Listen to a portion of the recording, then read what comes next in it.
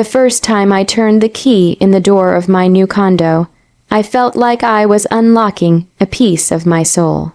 The soft click of the lock sounded like victory, a quiet, personal anthem after years of exhaustion. For 7 years, I had juggled 2 jobs, skipped birthdays, and eaten countless instant noodles, all for this, my own home. The smell of fresh paint still lingered in the air, mixing with the faint sweetness of the flowers I'd placed on the counter. The morning sunlight spilled through the big windows, dancing across the polished floor. I could see the city skyline from the balcony, the same skyline I used to stare at from bus stops on my way to work, dreaming that one day I'd be part of it. I ran my hand along the kitchen counter, my chest swelling with a pride I'd never dared to feel before. No one had helped me, no man, no family, no one to split the bills with, just me. That night, I called my mom. "Mom, I did it," I said, voice trembling with excitement. "I got the condo." There was a pause. "Really?" she said flatly. "How much was it?" I hesitated. "A lot, but it's mine." "You should have waited," she said, sighing. "Your brother could have helped you find something better. You know he's good with these things." I bit my lip, forcing a smile she couldn't see. "It's okay, Mom. I wanted to do this myself." A week later, I invited her and my brother Evan over. I spent hours cleaning, arranging flowers, cooking a nice dinner. I wanted that night to be special, to show them that I had made something beautiful out of the scraps life had given me. When they arrived, my mom's eyes scanned the place with a calculating look, like she was inspecting something she already owned. "This must have cost a fortune," she said. "It did," I said, smiling, "but it's worth every penny." Evan whistled lowly. "Wow, sis, you really did it. Didn't think you'd pull it off." "Thanks," I said, unsure whether it was a compliment or an insult. Mom touched the marble countertop, tracing the edge with her fingers. "You should have let Evan help.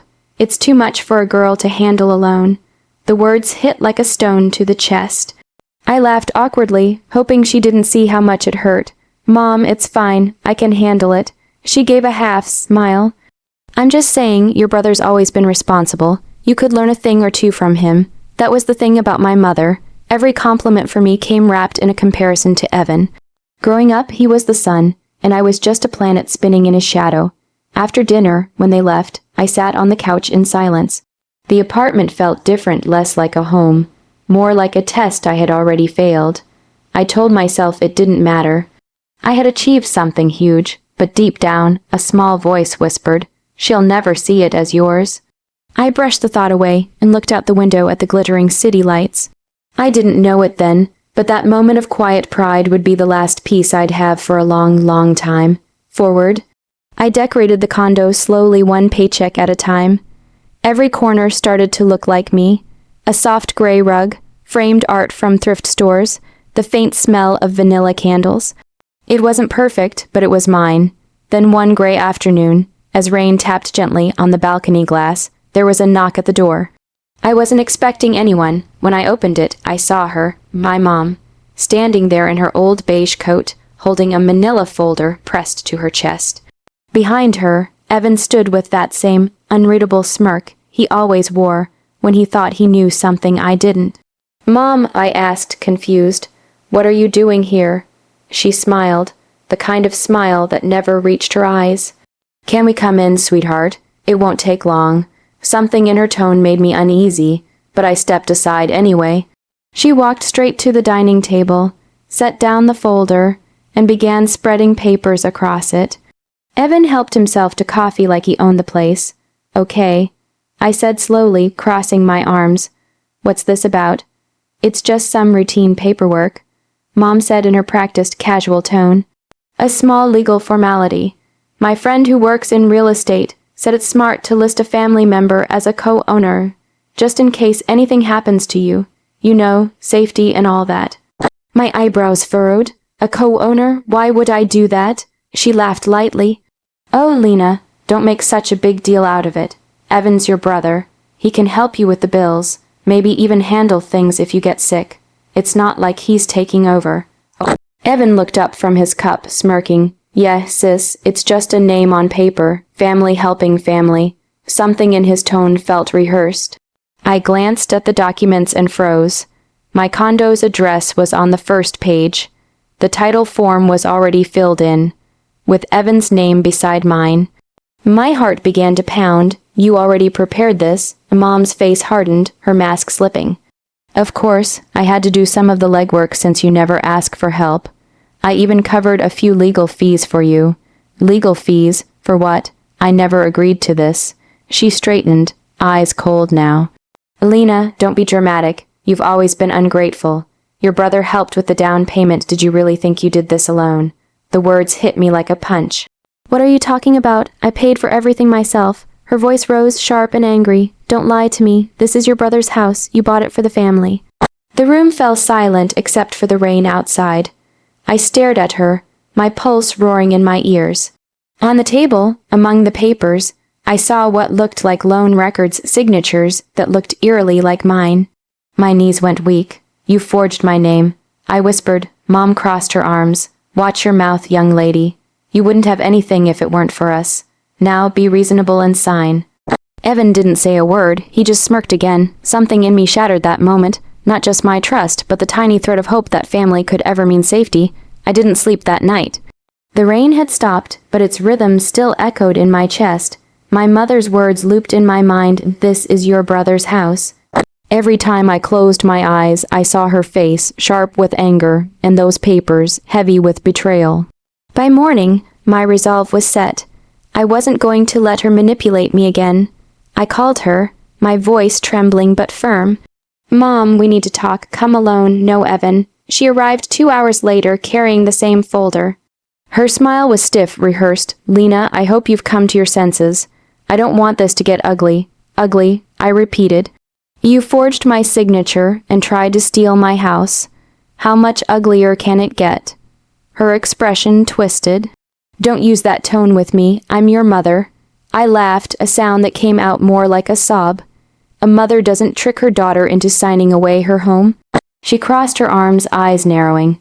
You wouldn't even have this place without me. Who took care of you all those years, who fed you, clothed you. You think you can erase your family's sacrifices. Sacrifices? I snapped. You spent my college savings on Evan's business that failed in 6 months. You let me work double shifts while he sat at home playing the victim. I bought this place because I was tired of being your backup plan. Her voice rose. How dare you talk to me like that? I gave you life, and this is how you repay me. You're selfish, ungrateful, and no. I cut her off, my hands shaking. For once, I'm standing up for myself. I don't owe you my future just because you gave me a past. For a long, tense moment, we just stared at each other. Then she grabbed the folder off the table and hissed, Fine. If you won't share, I'll make sure you regret it. When she stormed out, I didn't chase her. I just sank onto the couch numb. I thought maybe it was a bluff, some cruel way to guilt-trip me. But 3 weeks later, an envelope arrived from the county clerk's office. My stomach dropped before I even opened it. Notice of claim of ownership, filed by my mother, Celia Carter, claiming that her son, Evan Carter, was a financial contributor and partial owner of my condo. Attached were the same forged documents I'd seen that day. My hands trembled as I read every line. She had really done it. She'd taken our argument into a courtroom. I called Evan, desperate for some humanity, but he only said, It's not personal, Lena. You know how Mom gets. Just sign the papers and we'll keep it civil. Civil? I whispered, You're stealing from me. He sighed. You've always been dramatic. That was it, the final crack. The last thread of family I had left snapped clean in half. I sat on the floor of my living room, the same space I'd once filled with hope, and cried until my throat burned. I didn't cry because they were taking my condo. I cried because the people who were supposed to love me the most had become strangers I couldn't even recognize. And as I wiped my tears, one thought crystallized in my mind like ice. If they wanted a war, I'd give them one. The court date felt like a storm I had been preparing for my whole life. I sat in the small, tense waiting room with Mara, my lawyer, reviewing every bank statement, every email, every receipt that proved the condo was entirely mine. Every document told the truth, and for once, truth was on my side. When my mother and Evan arrived, they carried the same arrogance, as if the court were merely another room in my home they could take over. Mom's eyes scanned the room, landing on me with that familiar mixture of disdain and false pride. Evan smirked, leaning back in his chair, confident that his plan had worked. The judge Call the session to order. Mara spoke first, presenting our evidence. Original bank statements showing every payment, timestamped correspondence proving no shared contribution, and emails from Mom bragging about how our daughter bought her own dream condo. The room felt electric as each piece of truth unfolded, each lie stripped away like paint from a wall. When it was my mother's turn, her face twisted with anger, she stammered, tried to claim that Evan had assisted with loans, that I had somehow benefited from their generosity, but the forged signatures were exposed, the account scrutinized, and the gaps in her story were glaring. I watched her face as the judge read the final verdict. The claim was dismissed, the documents were fraudulent, and she was fined for forgery. Ownership of the condo remained mine, unequivocally. It wasn't a triumphant moment of shouting or gloating. It was quieter than I imagined, a release, a lifting of a weight I hadn't realized I had carried for so long. I felt a strange calm, as if my life had realigned itself along the axis of truth and justice. Weeks later, I transformed the condo into the sanctuary I had always dreamed it could be. Soft light filled every corner, shelves lined with books, plants thriving by the window, and walls decorated with the little victories that had built this life. Photos of friends who had become family, souvenirs from trips I'd taken alone, the small victories of independence. Then one day she appeared again. Smaller somehow, older, the same eyes now pleading. Lena Evans lost his job. We have nowhere to go.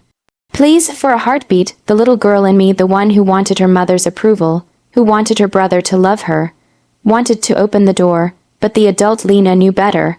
I had learned something stronger than forgiveness, boundaries, self-respect, and the power of choosing who belonged in my life. I shook my head. This house taught me one thing: family isn't proven by blood. It's proven by loyalty. Her lips trembled. You'd really turn your back on your own mother. I whispered, steady and clear, you turned your back on me first. I closed the door gently, not in anger, but in quiet triumph. Behind that door was my work, my struggle, my independence, and I wasn't letting anyone steal it again. I sank into the couch, the afternoon light spilling over me, and poured a cup of tea. The condo, my home, my victory, was finally filled with what I had longed for all those years: peace. I smiled, truly smiled, because I had built it myself, defended it with courage, and in the process, discovered the kind of strength that no betrayal could ever take away. This house wasn't just four walls and a roof. It was a monument to my life, my resilience, and the quiet, indestructible power of claiming what is rightfully yours.